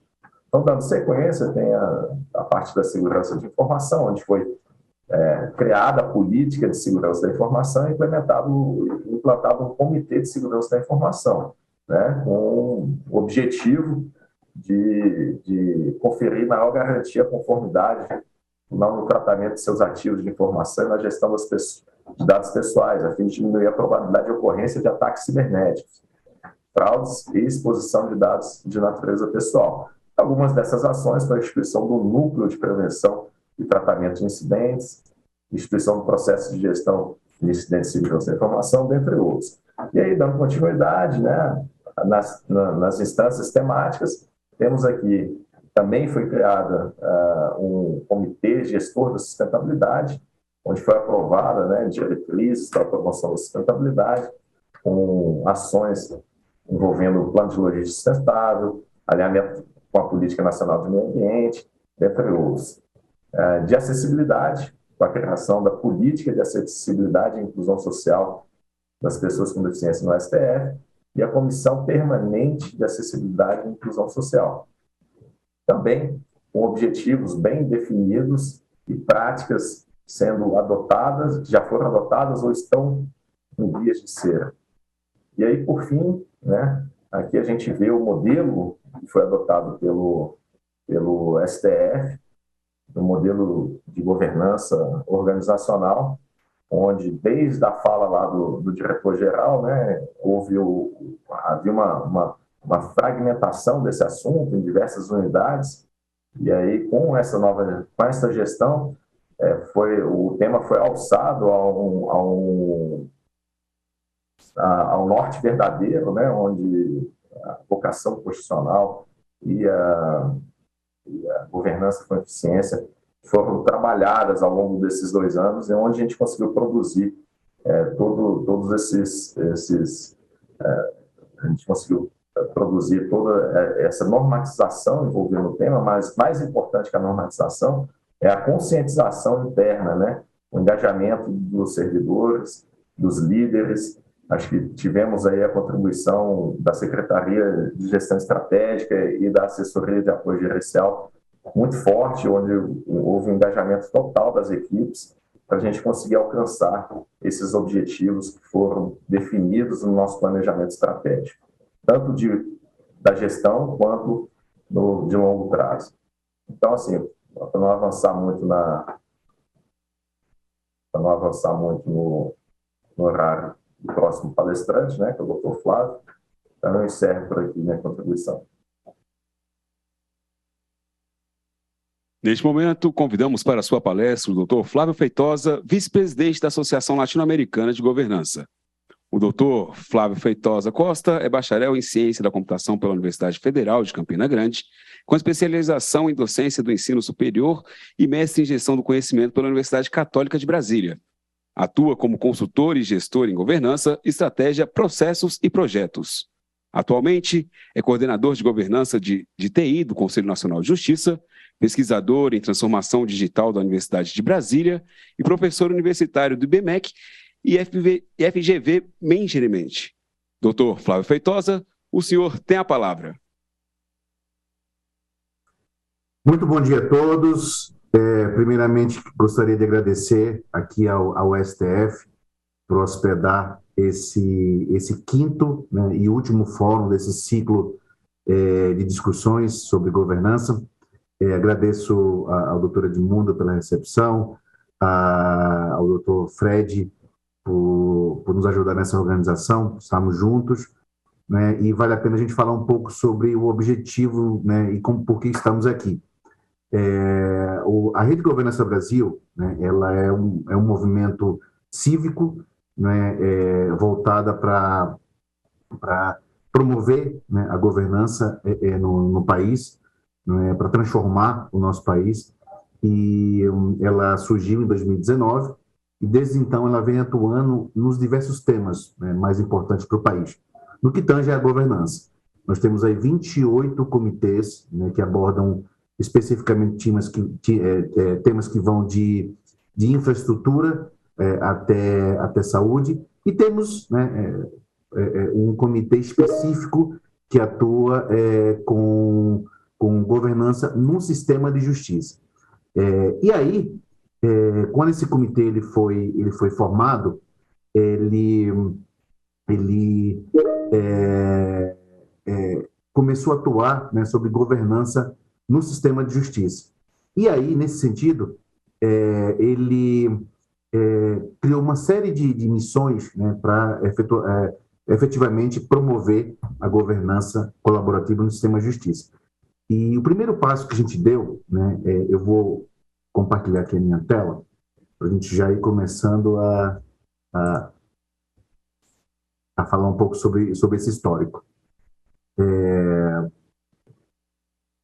Deixa eu ver aqui. Muito bem. Peço que compartilhe a minha tela, por favor. Já coloquei aqui no Zoom. Mas vamos lá. No início da gestão do ministro Fux, né, eu, juntamente com o nosso embaixador, o ministro Naves, fomos pessoalmente, né, conversar com o ministro Fux para conseguir um patrocínio, da gente começar a provocar discussões, né, a provocar debates sobre como é que a gente pode, né, construir uma governança colaborativa no sistema de justiça, né? E aí o ministro Fux prontamente apoiou a iniciativa, e a partir desse momento a gente começou um trabalho dentro do Poder Judiciário e em todas as outras funções essenciais da Justiça, as defensorias, procuradorias, advocacia, para debater como a gente poderia atuar na promoção de um sistema colaborativo de governança, né, no sistema de justiça.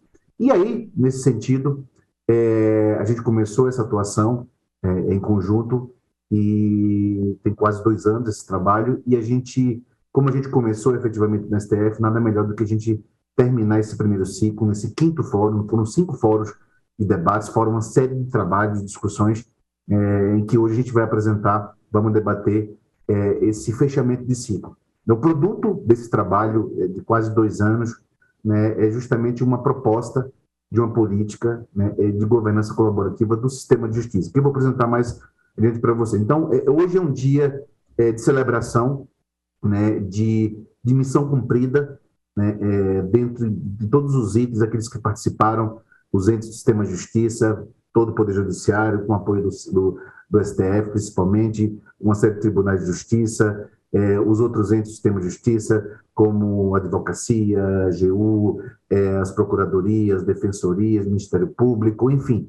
Discutimos bastante, foram quase 2 anos que gestou uma proposta de política, né, que a gente espera, na próxima fase desse ciclo, a gente trazer para institucionalizá-la no nosso país. Então, hoje eu vou apresentar para vocês rapidamente de onde é que surgiu a história da governança no sistema de justiça, né? E aí pensando, governança no sistema de justiça um lato sensu, envolve não só o Poder Judiciário, mas todo o arcabouço do sistema de justiça, alguns desafios que a gente abordou e enfrentou, e por fim apresentar essas diretrizes de política que vão ser debatidas mais uma vez hoje à tarde dentro do nosso evento. Mas vamos lá, vamos falar um pouco sobre a história de governança no sistema de justiça. A governança corporativa no mundo, né, ela surgiu, né, o princípio do problema da agência, daquele que detém o capital, daquele que administra, né, essa discussão vem desde a época lá do Adam Smith, né, e no século passado, né, algumas iniciativas, né, até ela se tornar ciência, começaram a serem tratadas da temática específica de governança.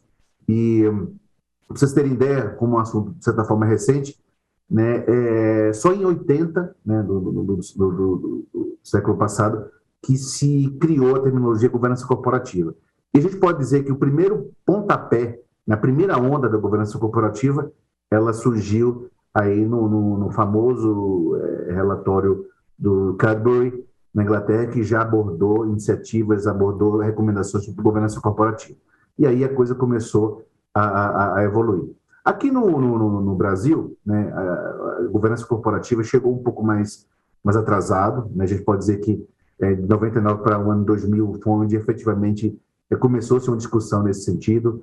Temos aí a fundação do Instituto Brasileiro de Governança Corporativa, mais voltado para a iniciativa privada, e aí algumas iniciativas que envolveram leis, arcabouços, que trataram efetivamente governança corporativa como sendo um pilar de transformação do país. E aí, né, depois de mais de uma década, surgiu, né, a terminologia governança pública no Brasil. De fato, a gente precisa ainda evoluir bastante, né? Temos aí menos de uma década de trabalho voltado para a governança pública, mas só o fato de a gente estar hoje discutindo isso num fórum como esse já demonstra que a gente já deu um pontapé, a gente já está bem evoluindo bem.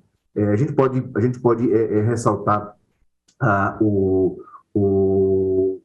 TCU como uma entidade fundamental nesse pontapé inicial sobre governança pública, né? Os seus referenciais, eles estão na última versão de 2020, foram referenciais importantes, né? E a gente pode destacar também, dentro do contexto da governança pública, o decreto, né, o 9.203 de 2017, que estabelece uma política de governança ainda no contexto mais restrito da administração pública federal, né? E vale ressaltar que tanto a rede quanto diversos órgãos de governança, a gente está acompanhando e incentivando um PL mais abrangente de governança que está hoje, né, na Comissão de Constituição e Justiça do Senado Federal. Bom, Vamos falar agora um pouco sobre a governança no Poder Judiciário, né, que, de certa forma, também impacta o sistema de justiça como um todo. Né? A gente pode definir como marcos importantes. Em 2020, na resolução do CNJ, que tratou já sobre política de governança específica em contratações públicas, mas, de alguma forma, já foi uma iniciativa importante, né? A Portaria 201 de 2020, que criou o primeiro Comitê de Governança Estratégica. Então, a gente pode dizer que o ano de 2020 foi o ano que começou efetivamente a gente ter iniciativas mais concretas de governança no sistema de justiça, né? Em 2021, o CNJ aprovou uma resolução voltada para a integridade, né, efetivamente, e em 2021 a gente começou esse nosso trabalho, né, no ano passado, com a realização do primeiro Fórum de Governança do Poder Judiciário no TJ, no Tribunal de Justiça de Minas Gerais. Então, estamos hoje, o 5º fórum, né, mas é um 5º fórum emblemático porque ele fecha esse ciclo de trabalho em que a gente apresenta, depois de muito debate, uma proposta de governança colaborativa do sistema de justiça, que a gente espera que seja, de alguma forma, implementada no médio prazo. Então, ao longo desses 2 anos de trabalho, em que a gente coroa com esse fechamento dessa primeira fase, que foi a fase de concepção da política, agora a gente tem um longo caminho ainda para implementá-la, a gente se deparou com uma série de desafios, né, de governança no sistema de justiça, né, que a gente vai abordar rapidamente aqui. Primeiro, o sistema de justiça, especificamente sobre o Poder Judiciário, a gente pode dizer que é uma organização gigantesca. O Brasil, com essa dimensão continental, também possui um Poder Judiciário de uma dimensão enorme. Nós temos aí um investimento muito alto, quase 80 bilhões anuais para o Poder Judiciário, só o Poder Judiciário, sem contar com os outros entes do sistema de justiça. Nós temos aí uma quantidade significativa de magistrados, servidores, de advogados, que fazem parte do que a gente chama dos stakeholders do Poder Judiciário. Né? E aí, somado aos stakeholders do Poder Judiciário, nós temos aí os outros entes, né, que hoje são players importantes, né, dessa governança mais ampla do sistema de justiça. Destaco aí a Defensoria Pública, a Advocacia, o Ministério Público e várias outras iniciativas voltadas para a parte de governança digital, que hoje é uma realidade no Poder Judiciário. Mas é importante destacar que a própria estratégia do Poder Judiciário, de alguma forma, já aborda a questão da governança. Né? A gente tem, a cada ciclo de 6 anos, né, um sexênio, uma estratégia nacional do Poder Judiciário. E esse último, o mais recente, 2021-2026, já aborda, de alguma forma, os aspectos mais voltados para a governança. Fala-se numa visão voltada para a agilidade, numa visão de pacificação, de desenvolvimento, em termos de atributos, né, dentro desse contexto da estratégia nacional. A gente aborda os aspectos de integridade, sustentabilidade, ética, transparência, que são, de certa forma, pilares, princípios que envolvem a governança. Né? E aí, dentro dos macro desafios do Poder Judiciário, a gente pode destacar um desafio que é aperfeiçoar a governança judiciária, a governança judicial.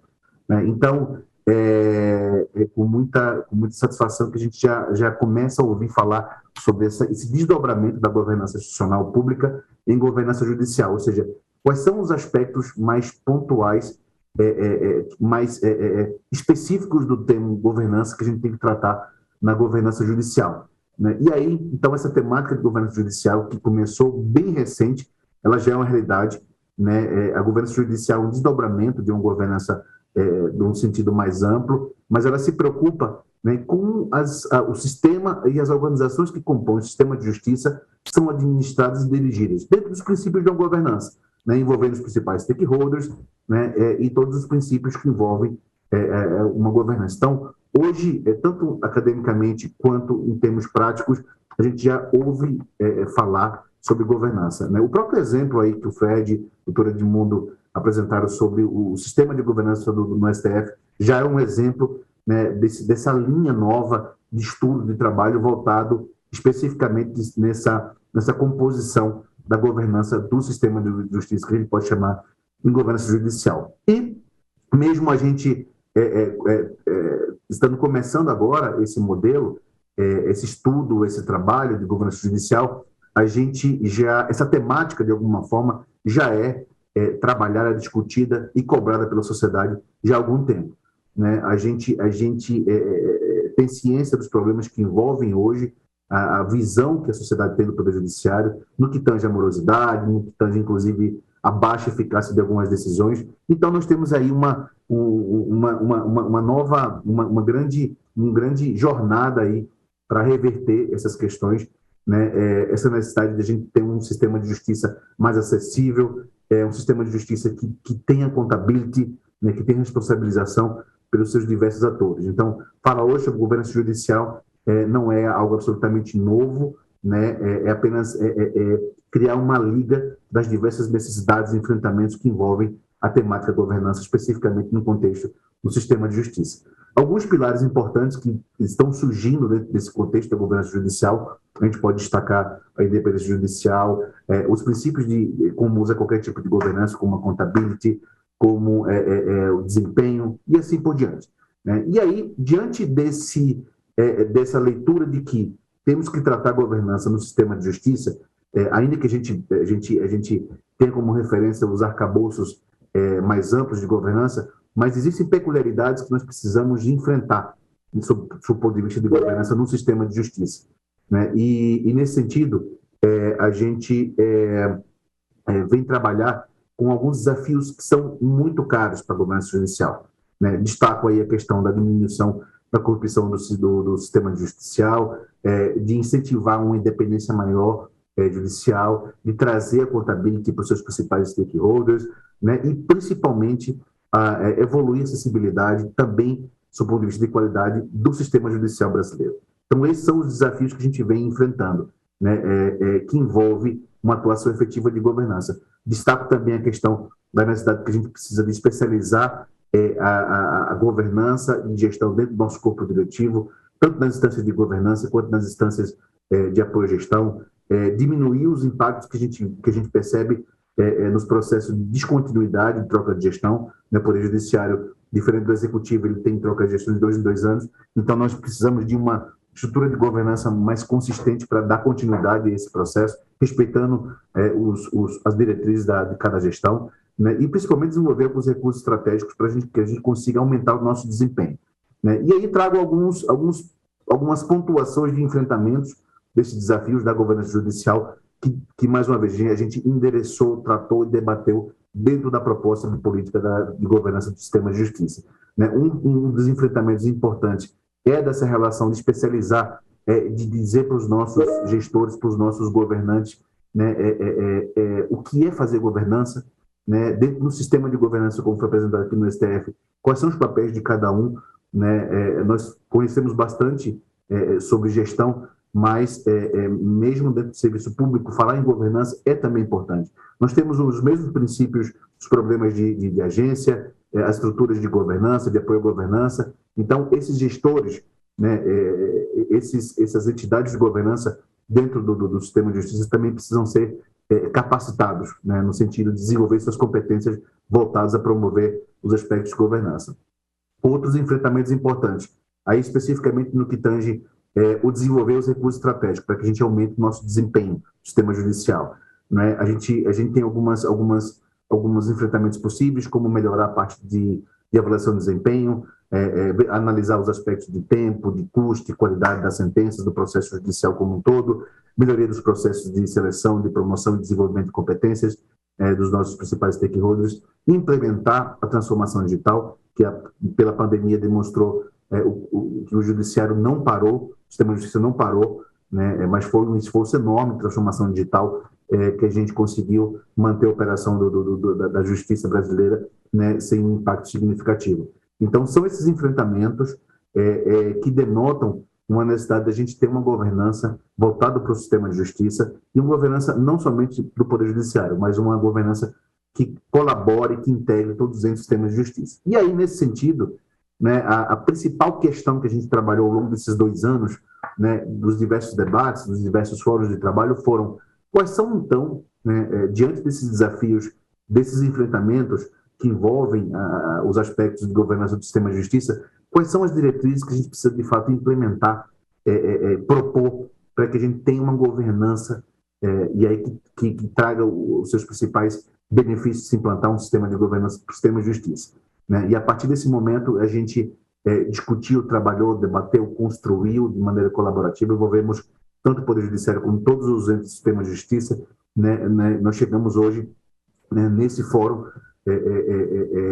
com essa proposta, né? A gente vamos debater ainda hoje à tarde mais alguns aspectos nesse sentido, mas é importante deixar claro que cumprimos a missão, né? A Rede Governança, junto com todos os seus colaboradores, nós conseguimos chegar a ter essa proposição das diretrizes. E eu vou, né, dar um spoiler rápido sobre essas diretrizes, né, que vão ser discutidas mais à tarde, né? Primeiro, é importante deixar claro que nós consideramos, né, nessa discussão não somente a governança do Poder Judiciário, mas toda a relação do arcabouço que envolve o sistema de justiça, né, posicionado dentro da composição que envolve os poderes constituído, as demandas, a integração dos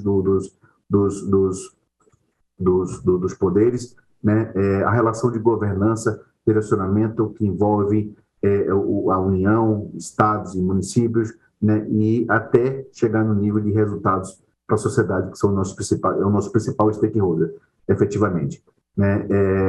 A gente também fez uma avaliação da relação dessas perspectivas de observação de governança dentro do setor público, né, considerando os aspectos de sociedade, Estado, de esferas, de entes federativos, né? A gente percebeu que as diretrizes, primeiramente, tinham que atuar diretamente nos órgãos e entidades do sistema de justiça e também em algumas atividades interorganizacionais, né?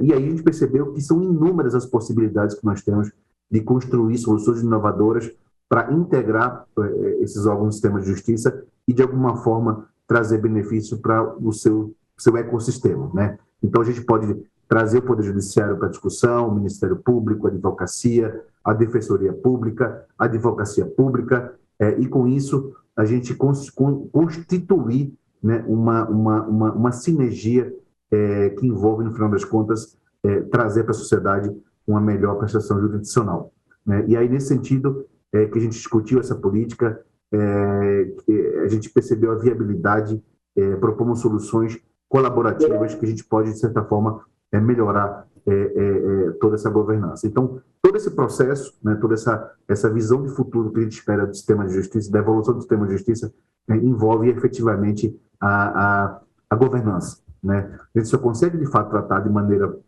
mais ampla, mais eficiente, mais integrada, por meio de um sistema de governança do sistema de justiça, né? E, no final das contas, o que a gente mais espera com essa discussão, né, com esse debate, né, e com esse fechamento de ciclo, né, fazer com que a governança colaborativa, essa proposta que a gente vem a trazer depois desses 2 anos de trabalho, no final das contas, diminuir a duração dos processos, informar melhor o funcionamento dos prazos da justiça, melhorar o atendimento para a sociedade, simplificar, inclusive, a linguagem jurídica, procedimentos, reduzir estoque de processo, reduzir os custos da justiça, né, e, efetivamente, incentivar, catalisar o uso dos recursos tecnológicos. Então, percebam que são efetivamente resultados concretos. Então, a discussão, o debate que envolve a governança corporativa, a governança do sistema de justiça institucional, ela não se perdeu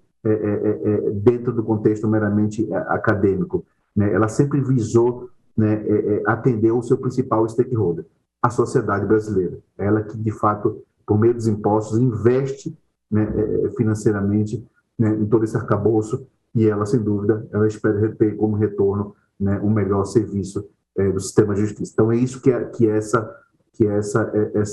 essa política vem a trazer nesse sentido. E aí, dentro desse contexto da governança judicial, da governança colaborativa, sistema de justiça e, efetivamente, dessa política, a gente destaca hoje, especificamente, um primeiro possível passo viável, né, instituir um comitê, né, de governança do sistema de justiça, um comitê que abarque seus entes, né, e que, de fato, promova, discuta e implante essa política que a gente vem discutindo ao longo do tempo, né? Esse comitê, ele seria viável no primeiro passo para ser um ente constituído efetivamente A rede de governança, ela deu o primeiro passo, ela incentivou, junto com os parceiros como a STF, os tribunais de justiça, Minas Gerais, Pernambuco, Paraná, Tocantins, que se destacaram, né, nesse suporte, a AGU, a Advocacia, a Defensoria Pública, etc.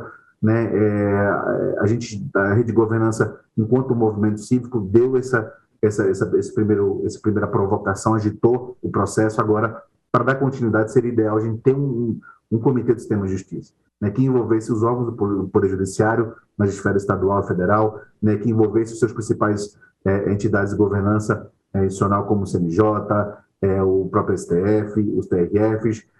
A gente também compunha esse comitê as suas funções, os entes que compõem a função essencial da justiça, tanto no âmbito municipal, estadual e federal, e os entes do Ministério Público, Advocacia, né, e assim por diante.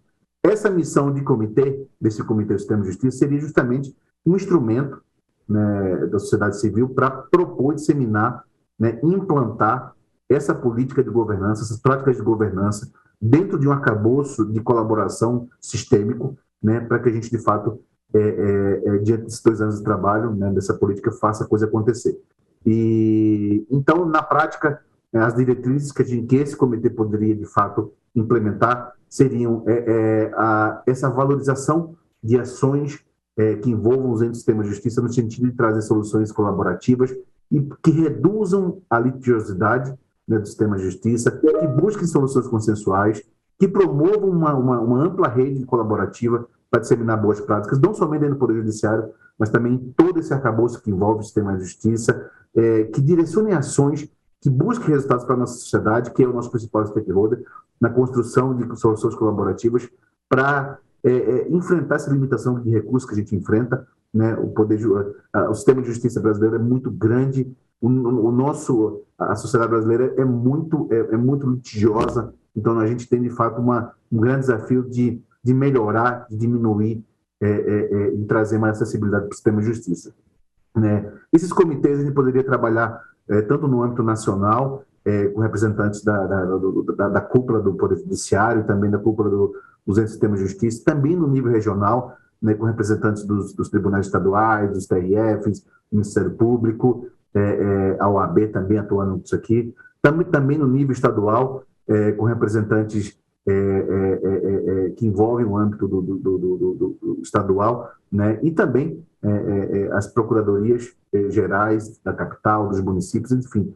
Temos aí muita gente que hoje já tem acordo de cooperação com a rede de governança, né, que já querem, de fato, melhorar o nosso sistema de justiça, né. Algumas competências desse comitê, né, dos comitês, eu destaco aqui como monitoramento, né, do sistema de justiça, na avaliação dos conflitos, na observação de algumas matérias relevantes que, de alguma forma, possam ser tratadas para diminuir o impacto econômico, a proposição de algumas estratégias colaborativas também. Eu percebo que eu estou, de uma maneira proposital, falando bastante sobre a colaboração, porque esse é o grande objetivo dessa política colaborativa de governança, é trazer estratégias para a gente resolver a questão de resolução de conflitos, propor os poderes da República que tragam medidas administrativas, né, para aumentar a celeridade e eficácia na resolução desses conflitos e, por fim, realizar uma série de fóruns, debates, para que a gente consiga continuar discutindo soluções inovadoras,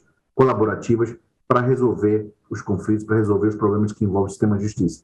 Temos aí uma grande oportunidade. A temática de governança hoje, ela é efetivamente muito premente nas organizações públicas, né? Ainda que a gente, em relação ao mundo, a gente tenha atrasado um pouco, né? Mas hoje há a oportunidade da gente debater sobre isso, sobre implementar efetivamente essas práticas, né? E pensar em sistema de justiça, dado o tamanho, dado a quantidade enorme de stakeholders, nada como um sistema de governança mais amplo para apoiar essas soluções. No final das contas, né, quem sai beneficiado dessa articulação completa, essas discussões, dessas diretrizes que envolvem ações práticas para melhorar a governança e também impactar a gestão, é a sociedade, né? Essa, de sim, o nosso principal stakeholder merece um sistema de justiça mais eficiente, mais eficaz. Nesse sentido, a gente finaliza esse ciclo de discussão dessa primeira fase, que é ter um produto, uma proposta discutida de maneira bem ampla, né, com todos os sistemas de justiça, essa proposição dessa política nacional de governança colaborativa do sistema de justiça, a gente cumpriu com essa etapa. Agora vem a etapa mais difícil, né, que é implantá-la, que é fazer com que ela, de fato, dê resultados, né, todos os desafios e enfrentamentos que a gente discutiu ao longo desse tempo. Então, de fato muito importante que a gente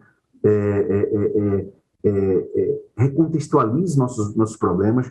Nós temos aí hoje um benefício enorme em relação a todo o processo de transformação digital, de governança digital, que de alguma forma ajuda a gente a se unir, a trazer soluções integradas e colaborativas, mas o fato que a gente pode, de fato, encontrar soluções criativas e efetivas para melhorar o sistema de justiça, né, tendo como principal ferramenta, né, todo o arcabouço que envolve a governança. Então, encerro minha fala agradecendo muito ao STF, ao ministro Fux, que começou, que patrocinou, junto com o ministro Nardes, que é o nosso embaixador, essa iniciativa voltada para o sistema de justiça. Agradeço ao nosso coordenador, o doutor Evandro Gama, que vai estar com a gente, que coordena o nosso Comitê de Governança do Sistema de Justiça, aos voluntários que ao longo desses 5 fóruns debateram, trouxeram suas visões e fizeram com que a gente construísse uma visão conjunta, integrada e viável para melhorar nosso sistema de justiça. Então, termino hoje por aqui, agradecendo mais uma vez e trazendo esse desafio da gente continuar com essa missão da governança colaborativa, né, de um segundo ciclo, uma segunda fase, né, para que, de fato, a gente objetive agora implantar, fazer com que essa coisa aconteça e, no final das contas, traga benefício para a sociedade. Meu agradecimento a todos, né, que estão aqui presentes, né, e vamos em frente. Da governança à esperança. Agradecemos as apresentações realizadas nessa manhã e, neste momento, faremos um intervalo e retomamos nossa programação a partir das 14 horas. Tenham todos uma boa tarde.